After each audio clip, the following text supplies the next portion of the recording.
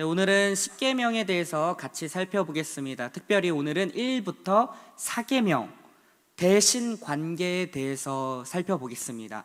10개의 계명 중에 1부터 4계명은 대신 관계, 하나님과 인간의 관계 안에서 지켜야 할 규례를 설명했고, 5부터 10계명은 인간과 인간 사이에서 지켜야 할 규례를 설명했습니다. 특별히 오늘은 1부터 4계명에 대해서 같이 나누도록 하겠습니다.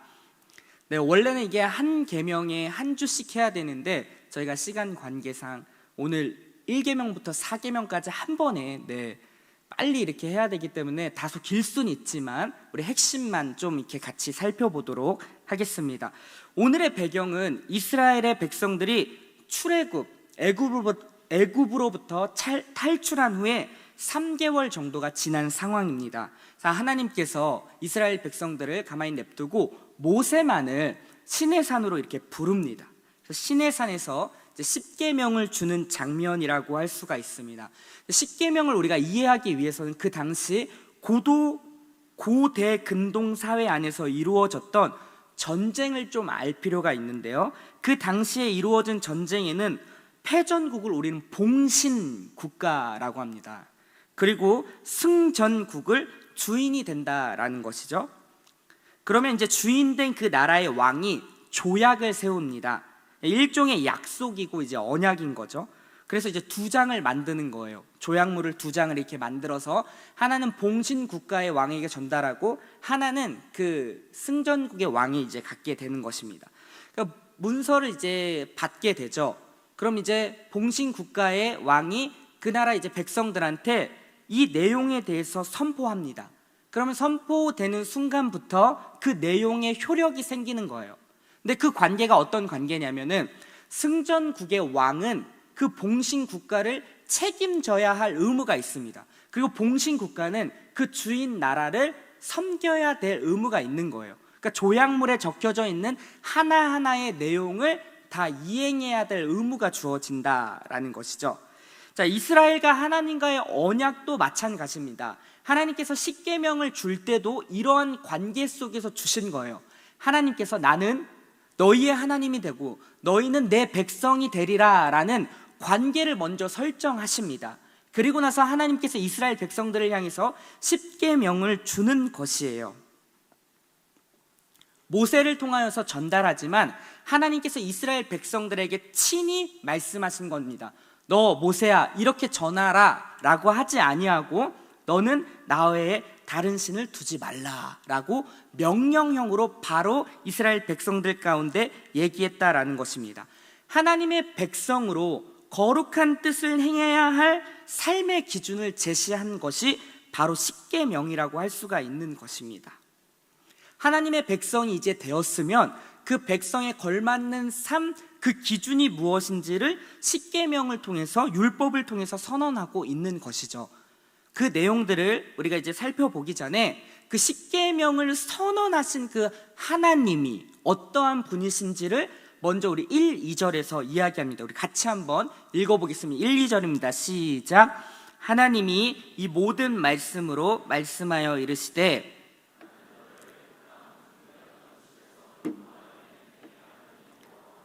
십계명을 주신 분이 어떠한 분이신지를 선언했는데 지금 첫 번째 하나님이라고 표현하고 있어요. 그러니까 하나님이라는 분은 어떠한 분이시냐면 엘로힘이라고 해서 절대자, 전능자이심을 지금 강조하고 있는 것입니다. 온 만물의 주인이 되시고 창조주가 되시며 절대 권능, 능력을 갖고 계신 하나님이 말씀하신다, 이렇게 지금 접근하고 있는 거예요. 그러니까 이스라엘 백성들을 향해서 하나님의 자기 선언을 지금 하고 있는 겁니다. 내가 너희들에게 말씀하는 이 나는 누구인지를 먼저 알아다오 라고 얘기를 하는 것이죠. 이미 이 전능하심은 이스라엘 백성들이 다 경험했습니다. 애굽을 탈출할 때 10가지의 재앙이 내릴 때 하나님께서 놀라운 그 권능으로 말미암아 이스라엘 백성들 뿐만 아니라 애굽 땅에게도 그의 전능하심을 보였었다라는 것이죠. 그리고 우리가 잘 알고 있듯이 홍해를 가르시고 그리고 밤마다 그리고 낮마다 불기둥과 구름기둥으로 하나하나 인도하셨던 분이 우리 하나님이십니다. 그리고 광야, 인간이 살 수 없는 그런 환경에서 하나님께서는 그들을 가장 선한 길로 하나하나 인도하셨어요.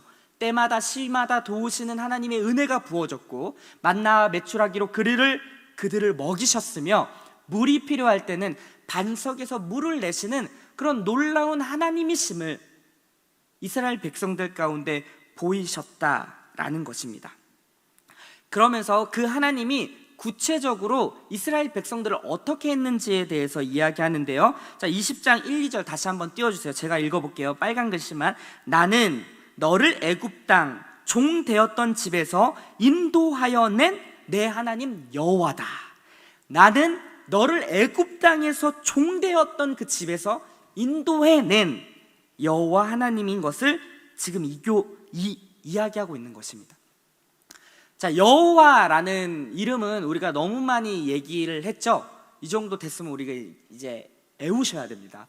여호와라는 이름에는 하나님의 속성을 담아두고 있다고 했고, 그 여호와라는 이름에는 뭐가 있냐면은 스스로 있는 자, 그리고 다른 것에 의존하지 않고 태초전부터 계신 분, 그리고 모든 것의 근원이 되신 분, 그리고 언약에 신실하신 분, 이러한 내용을 갖고 있다라고 했습니다. 그러니까 여호와 이름에서 하나님의 속성을 지금 담아내고 있는 것이죠. 그분이 어떻게 했다고요? 애굽 땅에서 이스라엘 백성들을 구출했다라는 것입니다. 이스라엘 백성들은 애굽에서 400년 동안 종살이했어요. 400년이면 4대입니다. 애기, 엄마, 아빠, 할머니, 증조까지 올라가서 4대가 함께했던 그 애굽의 통치하에 고된 그 노역 속에서 살았던 이스라엘 백성이었다라는 거예요. 거기서 태어난 사람들은 그게 그들의 문화였다라는 거예요. 안타까운 현실 속에서 고된 노동을 하는 게 그들의 운명이고 그들의 현실이고 그들의 문화였음을 그렇게 그냥 받아들였다라는 것이죠. 정신적으로 육체적으로 엄청난 고통 속에 짓눌렸던 사람들이 바로 이스라엘 백성이었습니다. 사실상 감옥과 같은 처절한 절망의 장소에 갇혔던 사람들이 바로 이스라엘 백성이었다라는 거죠.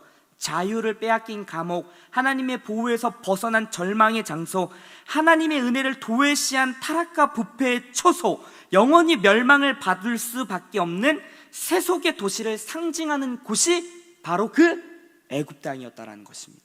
근데 거기서 이스라엘 백성들을 하나님께서 구출하셨다라는 거예요. 빛도 없고 소망도 없는 자리에서 건지신 분이 여호와 하나님인 것을 기억하라. 생명과 진정한 희락과 영원한 평안과 안식이 있는 그 샬롬의 자리로 인도한 분이 여호와 하나님인 것을 기억하라 라고 지금 이야기를 하고 있는 것입니다. 그런데요, 2절에 보니까 이 단어가 우리에게 굉장히 은혜가 됩니다. 자, 우리 20장 2절을 띄워보니까 종 되었던 집에서 인도하여 낸 하나님 여호와가 어떤 하나님이냐? 내 하나님 여호와인 거예요. 그러니까 옆집 아저씨, 이 하나님은 옆집 아저씨 차원이 아니라 내 하나님이다. 너와 나와의 관계가 어떤 관계인지를 지금 설정하고 있는 것입니다. 그러니까 하나님이 자기 선언을 하고 그 하나님이 너랑 어떤 관계에 있는지에 대해서 지금 1절, 2절에서 이야기하고 있는 것이죠. 내 하나님, 나의 하나님, 나를 위하시고 나의 아버지가 되시고 나의 주인이 되시는 그 하나님이다 라는 것을 이스라엘 백성들 가운데 선언하고 있는 것입니다. 그리고요, 오늘을 살고 있는 우리에게도 마찬가지인 거예요. 이거는 그냥 단지 이스라엘 백성들 가운데 허락한 말씀이 아니라 오늘을 살고 있는 하나님의 백성으로 부름받고 있는 우리에게도 동일하게 적용되는 말씀이라고 할 수 있습니다. 그러니까 이스라엘 백성들을 구원해내셔서 가장 선한 길로 인도하시는 그 하나님이 우리의 하나님, 나의 하나님, 오늘도 여전히 그 권능을 베풀고 계시는 하나님인 것을 우리가 먼저 챙기고 이 말씀에 들어가야 된다라는 것입니다. 자, 우리 이제 본격적으로 오늘 이제 1계명부터 4계명을 나누도록 하겠습니다. 먼저 1계명입니다. 우리 3절을 같이 한번 읽어볼게요. 시작. 너는 나 외에 다른 신들을 내게 두지 말라. 자, 여기서 너는, 이스라엘 백성들 너는 나 외에 다른 신을 내게 두지 말라. 근데 여기서 나 외라는 이 단어는요, 알파나임이라고 해가지고, 알이 뭐냐면은 뭐뭐 앞에서, 위에, 곁에서라는 의미가 있고요, 파나임은 얼굴이에요. 그러니까 알파나임은 뭐냐면 내 면전에서요. 그러니까 나 외라는 이 원문의 뜻은 너는 내 면전에서 다른 신을 내게 두지 말라, 이렇게 지금 표현하고 있는 것입니다. 하나님 앞에서 하나님보다 더 흠모하고 숭배하거나 우선시 되는 것이 있으면 안 된다라는 것을 이야기하고 있는 것입니다. 사랑하는 사람들 사이에서 다른 어떤 존재가 끼어들 수 없는 것이잖아요. 그렇죠? 저는 결혼을 했습니다. 제 아내랑 저는 대화를 많이 하는 편이에요. 주관적인 해석이지만. 근데 제가 아내랑 이제 대화를 하는 데 있어서 제가 아내의 눈을 보면서 아내의 말에 잘 들어야 할 저는 의무가 있습니다. 그렇죠? 근데 아내랑 대화를 하고 있는데 어떤 자매가 지나가는데 제가 이렇게 눈길을 주면은 아내는 저한테 어떻게 하겠죠? 그냥 큰일 나는 겁니다. 그렇죠? 네. 그러면 안 돼요. 그러면 안 돼요. 저는 이제 집중해서 아내를 볼 수밖에 없습니다. 근데 때로는 제 눈이 엉뚱한데 이제 갈 때가 있어요. 솔직한 고백입니다. 근데 그때마다 아내는 굉장히 마음이 어렵겠죠. 또 화도 나기도 하고, 내가 지금 말하고 있는데 감히 네가 다른 누군가한테 눈길을 줘? 근데 충분히 그것은 말할 수 있습니다. 왜요? 아내와 저는 사랑의 관계 안에 있기 때문입니다. 그러니까 너는 지금 나 외에 다른 사람 보지 말고 나만 바라봐야 된다라는 것이 독단적인 어떤 요구가 아닌 거예요. 사랑의 관계 안에 있는 사람들에게는 지극히 정상적인 요구라고 할 수가 있는 것입니다. 마찬가지예요. 하나님께서는 지금 이스라엘 백성과 어떤 관계에 있냐면 언약 관계, 주인과 백성의 관계, 아버지와 자녀의 관계뿐만이 아니라 사랑의 관계에 있다라는 사실입니다. 내가 너희를 사랑하여 너희를 이렇게 구원하고 가장 선하고 온전하고 완전한 길로 인도하는 그런 사랑의 관계에 있는 하나님께서 이스라엘 백성들을 향해서 이야기하는 것입니다. 나 외에 내 면전 앞에 다른 신을 두어서는 안 된다. 여러분, 우리 기독교인들이 많이 듣는 말이 있습니다. 뭐냐면 너희는 왜 이렇게 독단적이야? 아니, 너희는 왜 니들만이 옳고 꼭 하나님만을 믿어야 되며 왜 하나님만을 사랑하라고 그렇게 얘기해? 너무 독단적인 것 아닌가? 여러분, 이 관계 안에서 이 말이 독단적이지 않음을 우리가 이해할 수 있죠. 제 아내가 저한테 너는 나를 사랑하고 저기 이쁜 여자도 사랑하고 저 여자도 사랑해, 이 말이 이상한 것입니다. 너는 나만을 사랑해 라고 하는 게 정상인 거죠.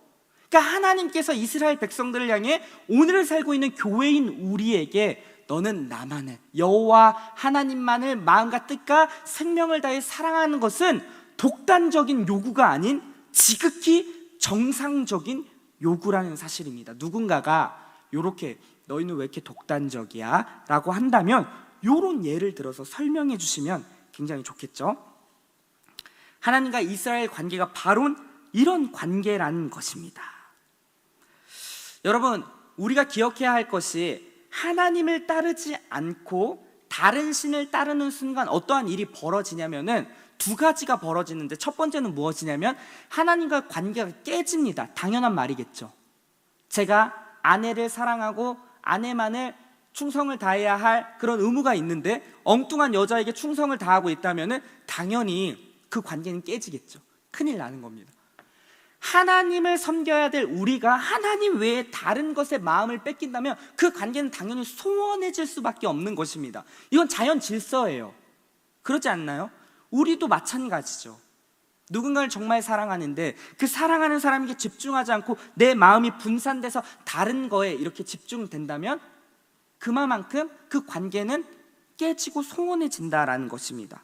그래서 하나님께서는 너는 나 외에 다른 신을 섬기지 말라, 내 면전에서 얘기를 하는 거죠. 왜요? 이스라엘 백성들이 이제 곧 도착할 그 가나안 땅은 7 족속의 우상들이 우글우글 버티고 있는 그 아주 무시무시한 땅인 것입니다. 굉장히 유혹적이고 매력적인 그런 우상들이 있는 땅을 갈 이스라엘 백성들을 향해서 미리 선언하고 있는 것이죠. 내 면전에서 절대로 다른 신을 섬기면 안 된다라고 얘기하라고 하고 있는 것입니다.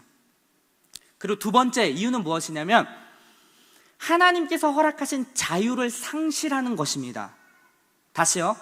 하나님께서 허락하신 자유를 상실해요. 어떨 때? 내가 하나님 외에 다른 신을 섬길 때요. 여러분, 이스라엘 백성들이 이방신을 섬겼던 이유는 무엇이냐면 현실과 맞닥뜨렸기 때문입니다. 하나님을 떠나고 이방신만을 섬긴 게 아니라 하나님도 섬기면서 이방신도 섬겼다는 거예요. 오른손으로는 하나님을 잡고 있는데 왼손으로는 이방신을 지금 잡고 있는 꼴인 것이죠. 왜요? 그들의 현실 때문에요. 그들은 이 세상이 주는 풍요와 번영에 민감했습니다. 그리고 그들이 섬겼던 특히 바알과 아스타롯은 풍요를 상징했던 신이에요.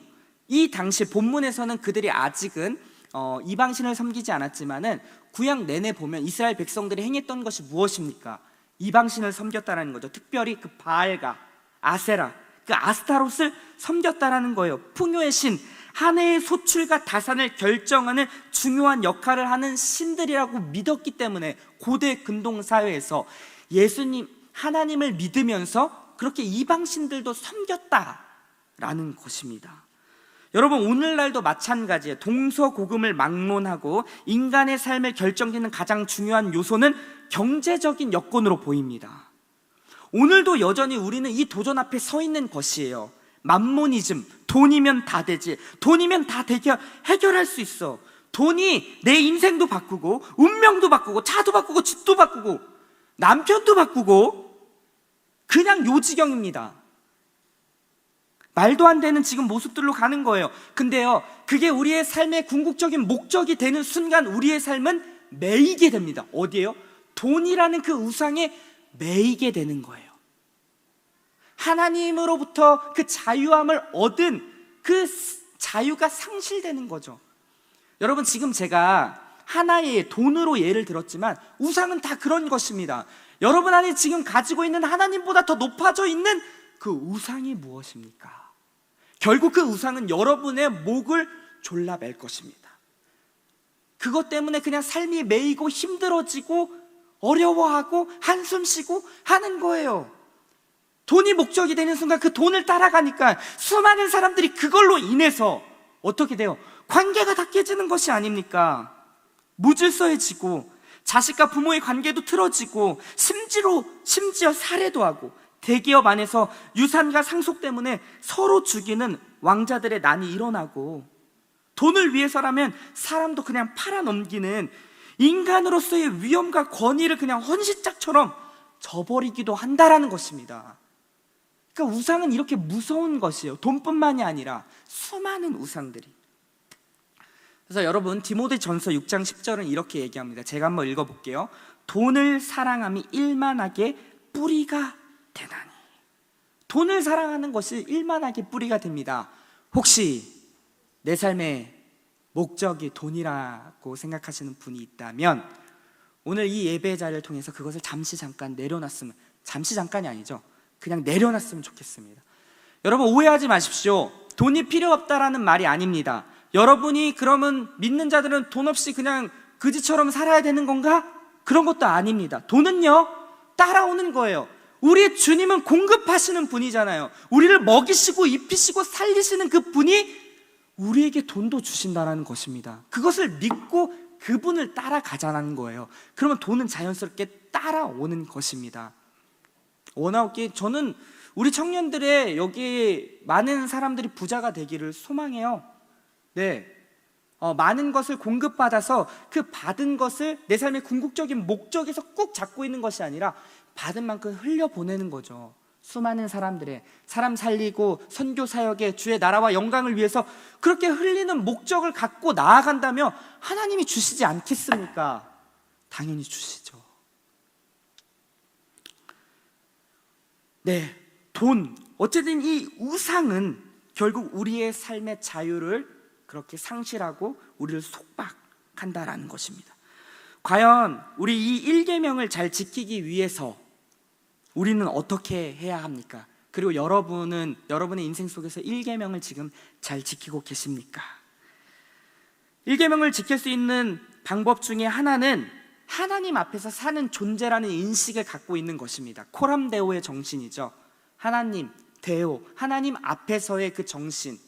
내가 혼자 있을 때라든지 내가 직장에 있든지 가정에 있든지 어느 곳에 있든지 어떤 환경과 상황 가운데 있을지라도 나는 하나님 앞에서 서 있는 존재라는 인식을 갖고 산다면 우리는 하나님 외에 다른 신을 섬기지 않을 것이라고 생각이 됩니다. 자, 우리 2계명으로 넘어가겠습니다. 자, 우리 3, 4절 같이 한번 읽어보겠습니다. 4, 5절이네요. 4, 5절 시작. 너를 위하여 새긴 우상을 만들지 말고 또 위로 하늘에 있는 것이나 아래로 땅에 있는 것이나 그것들에게 절하지 말며 그것들을 섬기지 말라. 나 내 하나님 여호와는 질투하는 하나님인즉 너를 미워하는 자의 죄를 갚되 아버지로부터 아들에게로 3, 4대까지 이르게 하거니와. 여러분, 두 번째는 뭐냐면요, 우상을 만들지 말고 형상을 만들지 말라고 합니다. 자, 우상은 영어로 아이돌이죠. 우리가 잘 알고 있죠. 이 아이돌은 에이돈이라는 히라버에서 파생됐습니다. 근데 에이돈은 어떠한 의미를 갖고 있냐면 눈에 보이는 어떤 이미지, 그런 형상이라는 의미가 있어요. 아, 목사님, 이거는 별로 우리랑 상관이 없어 보이네요. 오늘날을 살고 있는 우리는 눈에 보이는 어떤 우상을 만들지 않지 않습니까? 오케이, 이거는 통과. 과연 그럴까요? 2계명이 갖고 있는 의미는 어떠한 것일까요? 여러분, 하나님께서 이스라엘 백성, 그 당시에 이스라엘 백성들을 향해서 우상을 만들지 말라, 어떤 눈에 보이는 형상을 만들지 말라는 이유는 무엇이었냐면은 그 고대 근동 시대의 이교들이 우상을 만들었다라는 거예요. 이교자들이. 그 이유는 인생을 살면서 한계와 어떤 문제를 경험할 때 그것을 신의 형상을 통해서 해결하려고 하는 문화가 있었다라는 것입니다. 그러니까 우리가 살다 보면 여러 가지 문제와 어려움에 봉착하게 되죠. 한계에 맞닥뜨리게 되죠. 그것을 해결하기 위한 방법으로 눈에 보이는 어떠한 신을 의존하여서 그 신으로부터 해결받고자 했다라는 것입니다. 그러니까 그 당시의 문화 안에서는 그 신의 형상은 죽은 신이 아니라 진짜 살아있는 신이라고 여겨졌고, 그 신의 형상을 통해서 신의 능력이 나타났다라는 것을 믿었다라는 것입니다. 그래서 여러분 아시잖아요. 느부갓네살 왕 아시죠? 다니엘 4장에 보니까 느부갓네살의 그 신상 앞에, 그 형상 앞에 절하는 사람이 뭐예요? 곧 느부갓네살이 된 거죠. 그러니까 형상 이꾸르는 그 실체가 됐다라는 것입니다. 그러니까 그 당시에 신의 형상, 내가 만든 그 신의 형상이 마치 신처럼 대했던 문화가 있었다라는 것이죠. 그것을 하나님께서 원치 않았다라는 것입니다. 그 신을 통해서 위안을 얻고 문제를 해결하려고 했던, 내가 찾고 싶을 때 바로 찾아가는, 그 위치에 두고 내가 힘들 때 바로 찾아가서 그한테 얘기할 수 있는, 그리고 이 신을 내가 또 옮길 수 있는 이런 모습을 갖고 있었다라는 것입니다. 근데요, 여기 안에는 어떠한 의미가 있냐면 또 이 신을 조정하고 통제하려는 의도가 있다라는 것입니다. 이게 뭐냐면 매니퓰레이션이라고 하는데, 그 인형, 그 실로 달린 그 인형 있잖아요. 위에서 이제 조정하면은 밑에 있는 인형이 그냥 이렇게 움직이는 것, 그러니까 조정하는 사람이 있다라는 것입니다. 그러니까 내가 신을 내가 통제하고 싶은 거예요. 내 마음대로, 내 뜻대로, 나의 만족과 유익을 위해서 내가 원하고 바라는 것을 얻기 위한 하나의 수단으로 그 신을 통제하려고 했던 그런 모습이 있었다는 것입니다. 그러니까 형상을 만드는 거예요. 하나님, 제발 여기 가만히 있어요. 내가 힘들 때 찾아올 테니까. 어디 왔다 갔다 하지 말고 여기 있으십시오. 내가 힘들 때 찾아올 테니까. 내 삶을 내가 주인이 되어서 통제하려는 나의 우상이 거기 있었다는 것입니다. 결국은요, 우상, 그 형상을 만드는 그 모습은 다른 신을 섬기는 것이 아니라 내 안에 있는 나를 섬기는 것입니다. 자아가 우상이 되었다라는 것입니다. 여러분, 이러한 내용들이 우리 가운데는 별로 의미가 없어 보이는 것처럼, 목사님 그 당시에는 그렇게 했었지만 오늘날 저는 적어도 우상을 만들진 않잖아요. 여러분, 이러한 우리의 말을 깨부시는 아주 인사이트 있는 글이 있습니다. 뭐냐면 독일 신학자 칼라너가 이렇게 주장했는데요. 이런 내용이에요. 여러분 들어보세요. 대부분의 그리스도인들이 유신론자라고 자청하지만 없는 신을 있다고 주장하는 자들에 속할 때가 많다. 뭔 소리야? 다시 한번 들어보세요.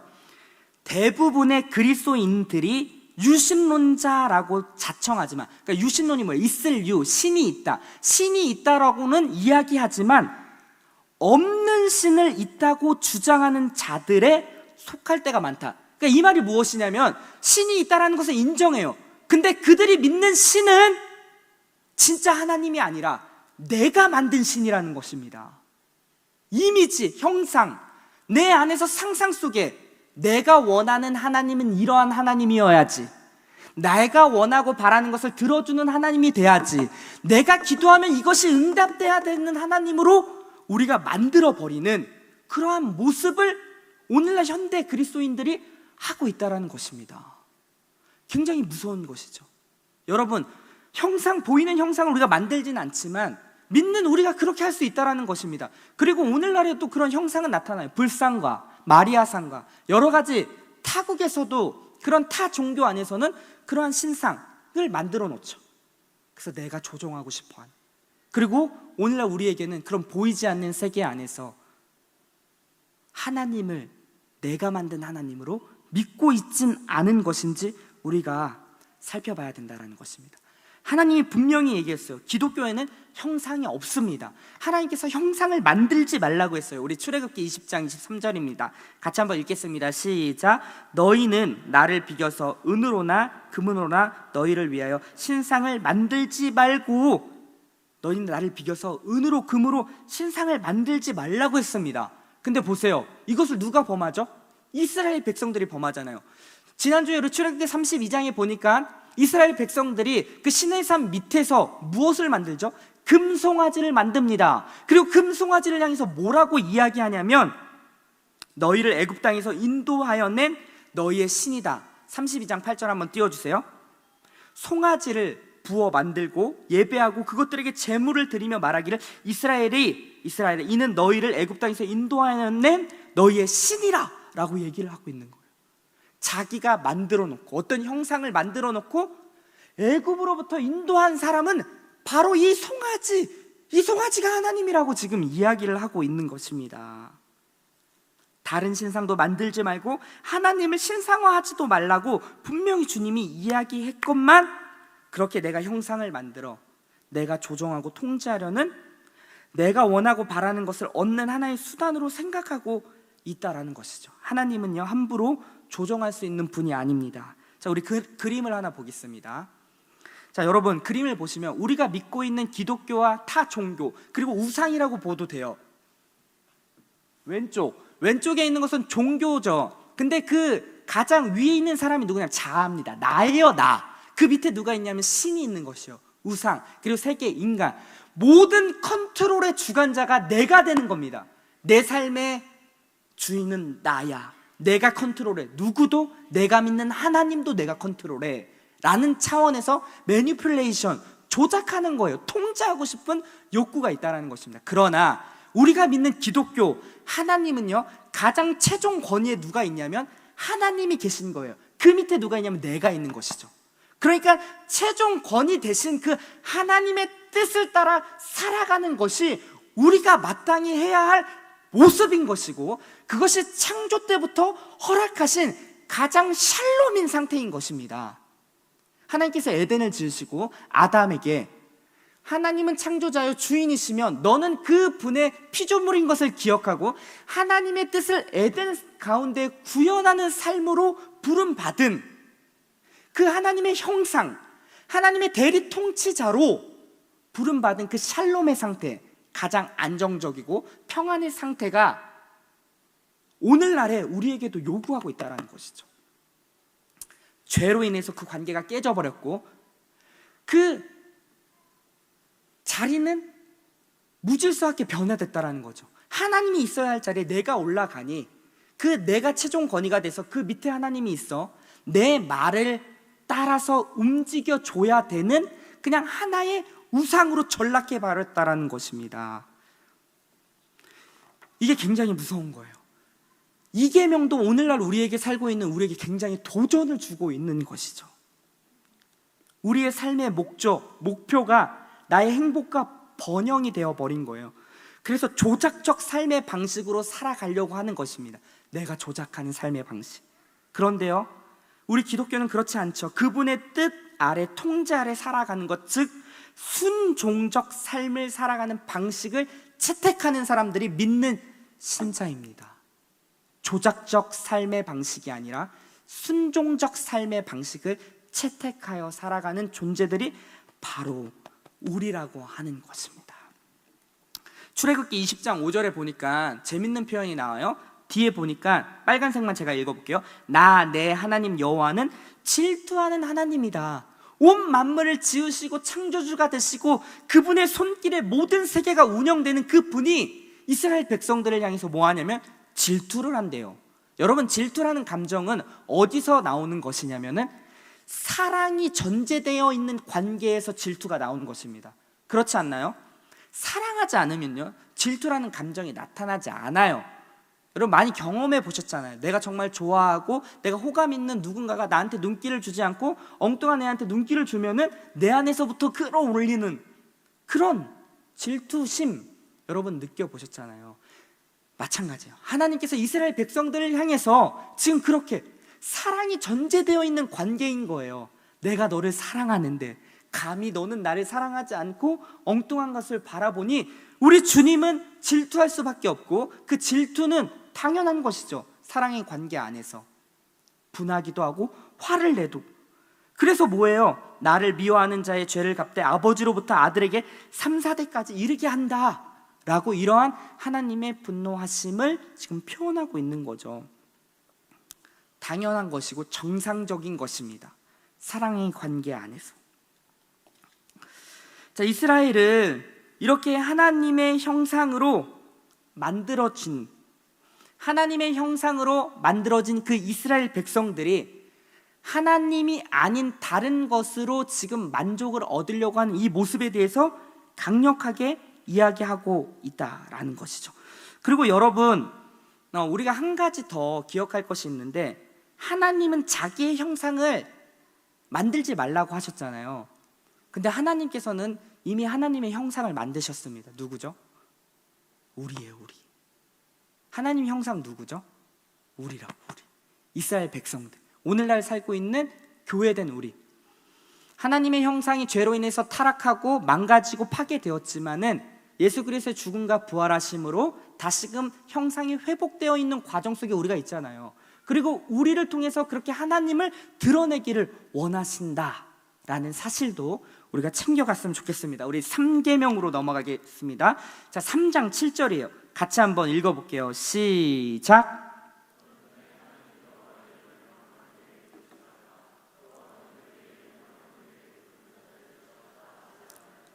네, 3계명은 무엇이냐면 그 여호와의 하나님 여호와의 이름을 망령되이 부르지 말라라고 하는 것입니다. 자, 이게 도대체 무슨 이야기냐? 자, 하나님의 이름은요, 그분의 전인격과 그분의 어떠한 분이신지, 어떠한 성품을 가지고 계시는지를 알려줘요. 그렇죠? 이름이 어떠한 분이신지. 여호와라는 이름, 하나님 이름, 여호와 니시, 여호와 삼마, 여러 가지 그 안에 의미가 다 담겨져 있다는 거죠. 하나님 성품과 속성. 근데 그 하나님의 이름을 망령되이 말하지 말라라는 거예요. 자, 우리 어렸을 때 이러한 것을 많이 해봤습니다. 야, 정기령 너 진짜야? 야, 진짜야? 그럼 제가 안 믿어주니까 야, 진짜네. 아, 진짜냐고. 아, 진짜라고. 하나님께 맹세. 그럼 친구가 아이 어이라고 해요. 맹세가 아이, 세가 어이잖아요. 그러니까 아이 어이까지 좀 확인하는 거예요. 너 진짜 하나님께 맹세 아이 어이? 맞다고. 맞다 진짜. 그러면 그제서야 이제 믿어줘요. 근데 여러분, 이러한 것으로 때로는 우리가 하나님의 이름을 망령되이 할 때가 있죠. 잘 모르고 어렸을 때 그렇게 하나님의 이름이 여김을 받으면 안 되는데 그러한 모습들이 있을 수 있다는 것입니다. 목사님, 저도 그런 적이 있어요. 뭐 중고등학교 저도 한 번쯤은 해본 것 같은데 제가 지금 20살이 넘었습니다. 이제는 그러한 것 아니죠. 그러니까 3계명은 저랑은 조금 연관이 없어 보이네요. 통과해도 될까요? 아닙니다. 여러분, 통과할 수가 없어요. 자, 어렸을 적에 그런 것을 뗐다고 할 수 있습니다. 그런데요, 하나님의 이름이 망령되게 부르지 말라는 이 말에 어떤 의미까지를 담겨두고 있냐면, 우리는 그리스도인이라고 칭함을 받는 사람들이에요. 맞습니까? 대답이 없네요. 다시 한번. 여러분은 그리스도인 맞습니까? 네, 아멘이죠. 우리는 그리스도인입니다. 그리스도의 사람이 된 거예요. 근데요, 그 그리스도인이라고 칭함을 받고 내가 칭하고 있는 그런 나의 삶에 하나님 백성다운 삶이 나타나지 않는 그 자체가 그 그리스도에 대한 이름을 망령되이 여기는 것입니다. 하나님 뜻대로 하나님 백성다운 삶을 살아내야 되는데, 예배도 드리고 순모임도 하고 여러 가지 봉사도 하지만 구체적인 나의 삶의 자리에서, 가정에서, 캠퍼스에서, 직장에서 여전히 세상과 다르지 않는 모습으로 살고 있다면 그 자체가 하나님 여호와의 이름을 망령되게 하고 있는 우리의 태도일 수 있다는 것입니다. 굉장히 무서운 것이죠. 이 부분에 자유할 사람이 있을까요? 제가 이 설교를 준비하면서, 말씀을 준비하면서 저도 너무 부끄럽더라고요. 이런 거구나. 내가 여전히 하나님의 이름을 엉뚱한 곳에서 망령되이 지금 여기고 있구나. 하나님의 이름이 지금 땅에 떨어져 있구나. 여러분 아시나요? 매스컴에서도 연일 나타나는 기독교에 대한 호감은 없고 반감이에요. 심지어 개독교라는 이런 소리까지도 들으면서 우리가 살고 있는 이 안타까운 시대를 우리가 거쳐가고 있다는 것입니다. 하나님 영광 받아야 할 그 이름, 가장 높은 곳에서 높임 받아야 할 그 이름이 지금 이 땅에서는 땅에 처박혀 안타까운 모습을 지금 하고 있는 것이, 교회된 우리가 그에 걸맞는 삶을 살아내지 못한 이유 때문에 지금 그러고 있는 것은 아닌지 우리가 다시 한번 살펴볼 필요가 있다는 것입니다. 여러분의 삶은 어떠하십니까? 여러분의 인생 속에서 하나님의 이름이 거룩히 여김을 받아지고 있습니까? 여러분, 주기도문 첫 번째, 하늘에 계신 우리 아버지여, 이름이 거룩히 여김을 받으시오며, 하나님, 내 인생을 통하여서 하나님의 그 영광스러운 이름이 높임받기를 원합니다. 주기도문에서도 나타났듯이 제3계명에서도 동일하게 우리 가운데 도전하고 있는 것입니다.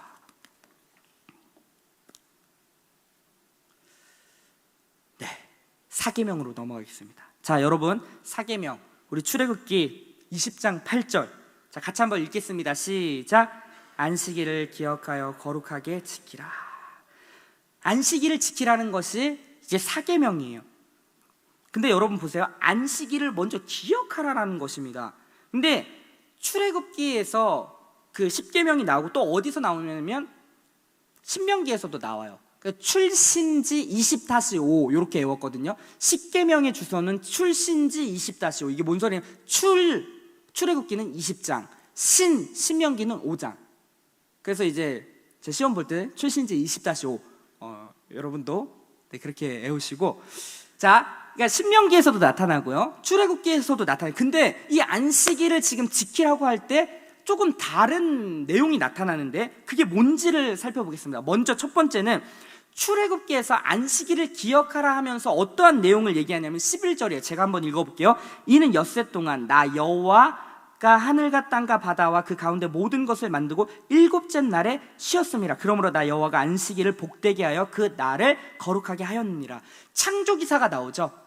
6일째 하나님께서 창조를 다 완성하시고 7일째 되던 해는 쉬었다라는 것입니다. 이게 무슨 말이냐면 하나님께서 6일 동안 지으신 이 창조 세계는 이미 퍼펙트, 완벽하다, 완전하다, 더 이상 손댈 데가 없다라는 것을 의미하는 것입니다. 그러니까 여기서는 어떠한 의미가 있냐면은 나 하나님이 온 만물의 주인이고 통치자며 나의 손으로 이 세계는 굴러간다, 내가 경영한다, 내가 주인이야 라는 것을 지금 선언하고 있는 거예요. 어디서요?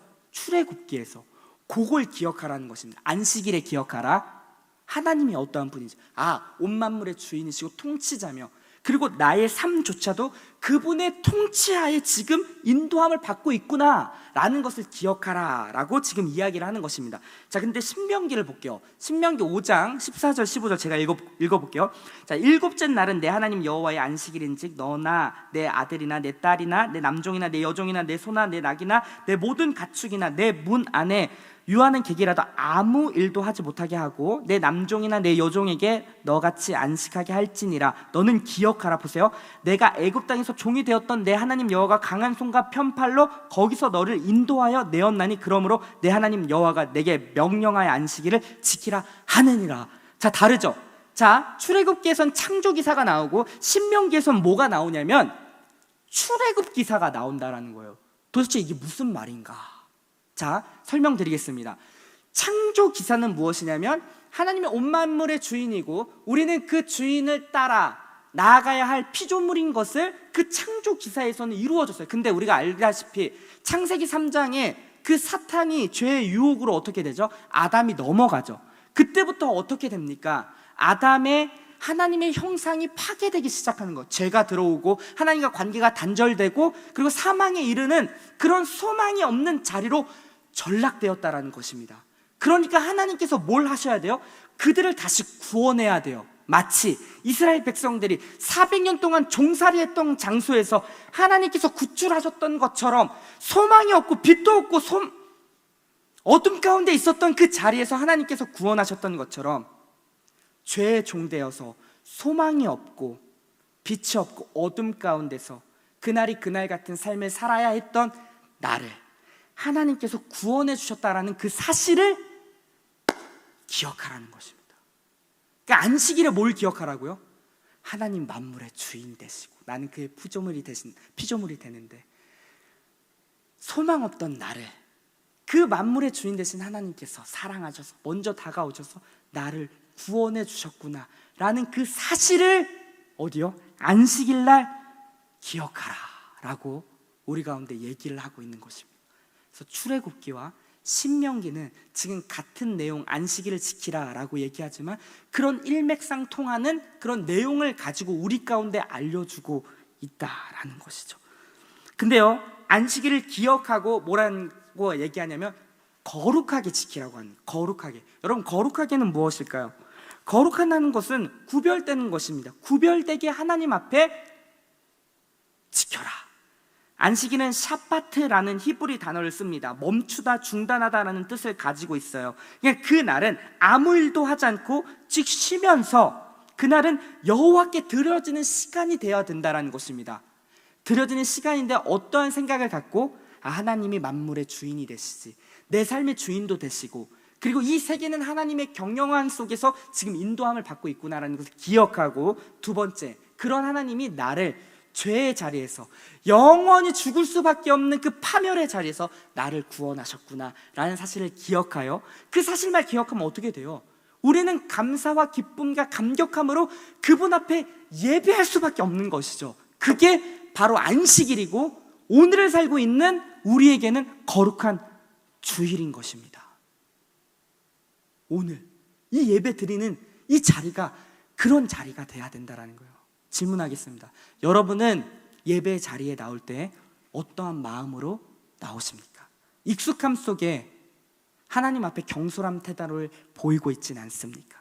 익숙함 속에 그냥 그저 하나 지나가는 하나의 형식으로 생각하고 있지는 않습니까? 사계명은 우리 가운데 굉장히 큰 도전을 하고 있는 것입니다. 하나님이 어떠한 분이시며 네 인생 속에서 어떠한 일을 행하셨는지를 모든 것을 스톱하고 그 주님께 집중하고 오롯이 그분께 거룩하게 구별되이 내 시간과 삶을 드릴 것을 지금 요구하고 있다라는 것입니다. 이게 사계명인 것이에요.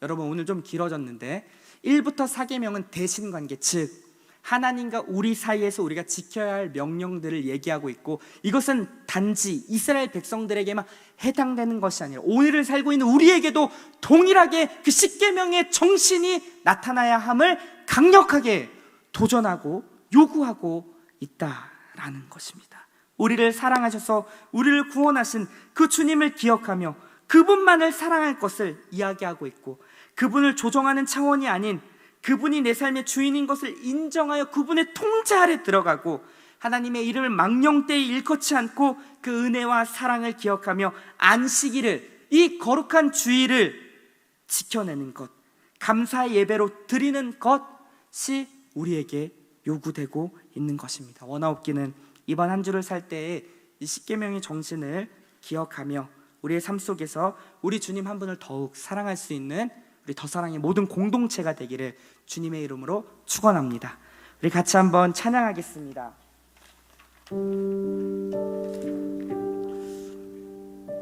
여러분, 더 원합니다. 하나님 한 분 더 사랑하길 원합니다. 결국 1부터 4계명의 요약은 하나님 사랑인 거예요. 하나님 더 사랑해라. 그 하나님이 어떠한 분인지 기억하라. 너에게 어떠한 은혜를 베풀었는지를 알고 자발적으로 그 하나님을 더 많이 사랑하기를 우리 가운데 요청하고 있다라는 것입니다. 우리 그 마음을 갖고 시간 같이 찬양의 자리로 나아가도록 하겠습니다.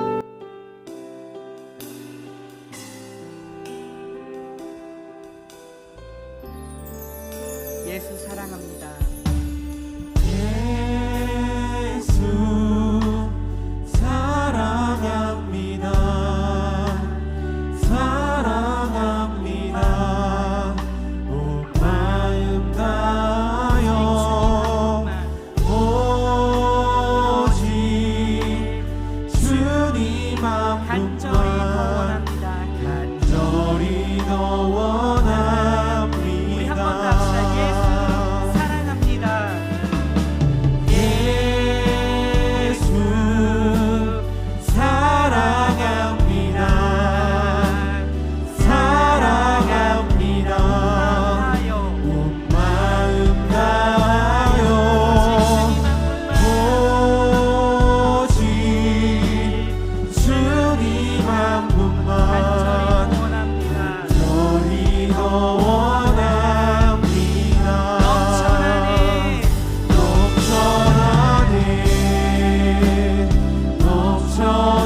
넘쳐나네 주를 향한 내 속에 갈망이 주님께로 날 이끌어 주소서. 주님을 더 원합니다. 넘쳐나네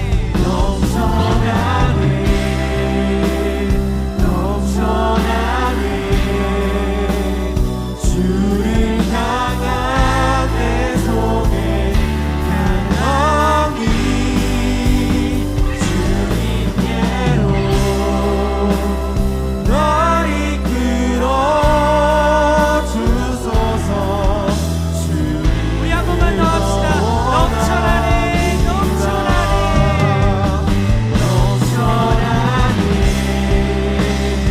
넘쳐나네 주를 향한 내 속에 갈망이 주님께로 날 이끌어 주소서. 주님을 더 원합니다. 아멘. 이 시간 같이 한번 기도합시다. 오늘 말씀이 참 우리에게 찔림을 주죠. 1부터 4계명이 나의 마음을, 나의 삶을 돌아보게 합니다. 여전히 부족하고 여전히 지키지 못했던 나의 인생을 돌아보게 됩니다. 시간 그 모습들을 주님 앞에 다 내려놓고 우리 다시 한번 결단합시다. 하나님, 1부터 4계명의 그 10계명의 정신을 다시 한번 우리 마음에 품고 우리 하나님 한 분을 더 사랑하길 원합니다. 나의 주인이 되시고 온 만물의 통치자가 되시고 나의 삶을 여전히 운행하고 계시는 그 하나님께 내 삶을 기꺼이 내어드려 그 통제와 그 주님의 통치 아래 거하며 하나님의 뜻을 내 삶 가운데 온전히 구현하며 나아갈 수 있는, 그렇게 하나님을 더 사랑할 수 있는 나의 삶이 되기 원합니다. 그렇게 우리의 삶을 좀 맡겨드리면서 시간 같이 한번 기도하며 나아갑시다. 하나님 아버지, 이 시간 우리의 삶을 좀 맡겨드리며